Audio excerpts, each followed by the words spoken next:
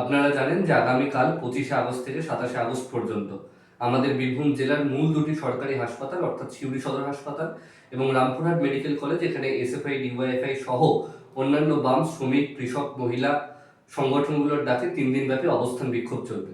এখন এই অবস্থান বিক্ষোভের ডাক আমরা দিয়েছি, তার একটাই কারণ, জেলা জুড়ে গরিব, খেটে খাওয়া মধ্যবিত্ত মানুষ তাদের স্বাস্থ্য পরিকাঠামোর জন্য মূল যে জায়গাটা অর্থাৎ মেডিকেল কলেজ, রামপুরহাট এবং সিউড়ি সদর হাসপাতাল, তার উপরই তারা নির্ভরশীল। কিন্তু দীর্ঘদিন ধরে আমরা দেখতে পাচ্ছি এই হাসপাতালগুলোতে গরিব মানুষেরা, মধ্যবিত্ত মানুষেরা পর্যাপ্ত সঠিক চিকিৎসা পরিকাঠামো পাচ্ছে না।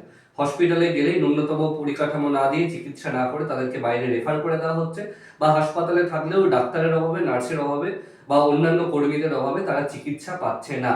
এখানে সিটি স্ক্যান মেশিন থেকে শুরু করে, এমআরআই মেশিন থেকে শুরু করে, এক্সরে মেশিন থেকে শুরু করে প্রত্যেকটি ক্ষেত্রে চূড়ান্ত অব্যবস্থা রয়েছে।